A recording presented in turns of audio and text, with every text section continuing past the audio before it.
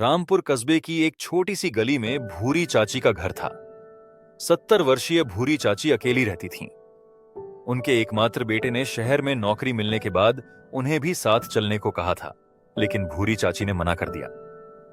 वे कहती थीं कि इस घर में उनकी सारी यादें बसी हैं, यहां से जाकर वे कैसे जी पाएंगी। भूरी चाची के घर के सामने एक छोटा सा आंगन था, जिसमें उन्होंने तरह तरह के पौधे लगा रखे थे।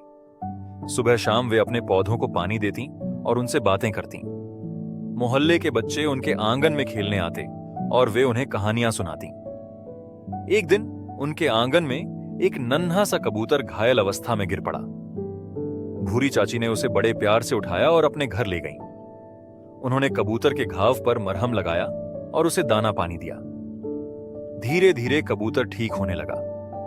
मोहल्ले की एक छोटी बच्ची रिया रोज भूरी चाची के घर आती और कबूतर को देखती। वह कबूतर से बातें करती और उसे दाना खिलाती। भूरी चाची को रिया की मासूमियत बहुत भाती। एक दिन रिया ने पूछा, चाची, कबूतर अब ठीक हो गया है, क्या यह अब उड़ सकता है? भूरी चाची ने मुस्कुराते हुए कहा, हां बेटा, अब यह उड़ सकता है, लेकिन इसे जाने के लिए कहना बहुत मुश्किल होगा।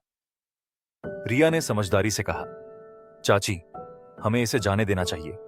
यह पंछी है, इसे आसमान में उड़ना अच्छा लगता है। अगले दिन सुबह भूरी चाची और रिया ने कबूतर को आजाद कर दिया। कबूतर कुछ देर उनके आसपास मंडराता रहा और फिर आसमान में उड़ गया। रिया की आंखें नम हो गईं। भूरी चाची ने उसे गले लगा लिया और कहा, कभी कभी जिनसे हम प्यार करते हैं उन्हें जाने देना ही सबसे बड़ा प्यार होता है। इस घटना के बाद रिया रोज भूरी चाची के घर आने लगी। वह उनकी मदद करती, पौधों को पानी देती और उनकी कहानियां सुनती। भूरी चाची को रिया में अपनी बचपन की झलक दिखती। धीरे धीरे मोहल्ले के और बच्चे भी भूरी चाची के घर आने लगे। एक दिन रिया स्कूल से लौटते हुए रो रही थी। उसके पिता को दूसरे शहर में ट्रांसफर हो गया था।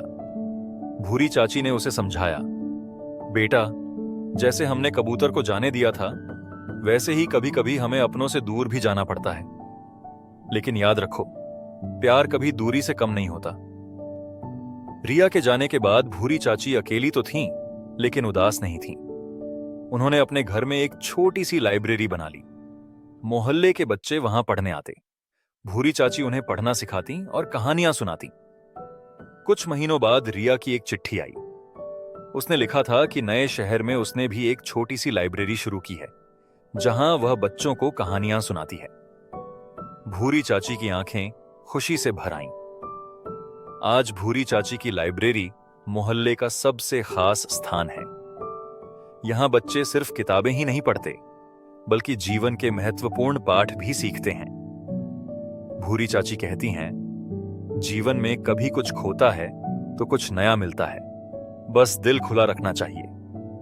उनके आंगन में अब भी वही कबूतर कभी कभी आ जाता है। शायद वह भी जानता है कि यहां उसका घर है। भूरी चाची की कहानी सिखाती है कि अकेलापन कोई अभिशाप नहीं है। अगर हम दूसरों के लिए जीना सीख लें तो जिंदगी खुशियों से भर जाती है। मोहल्ले के लोग कहते हैं कि भूरी चाची की उम्र भले ही 70 साल है, लेकिन उनका दिल अभी भी 7 साल के बच्चे जैसा है।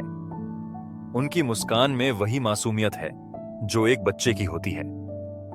वे सबको यही सिखाती हैं कि जीवन में प्यार बांटते रहो, क्योंकि प्यार ही एक ऐसी चीज है जो बांटने से बढ़ता है। दोस्तों, तो मैं आकार आपको ऐसी ही कहानियां रोज सुनाता हूं इसी चैनल पर। अगर आपको हमारी कहानी अच्छी लगी तो हमारे चैनल को सब्सक्राइब करें और कमेंट करें, इस कहानी को शेयर करें और हमारा उत्साह बढ़ाएं। फिर मिलूंगा आपसे कल एक नई कहानी के साथ। नमस्कार।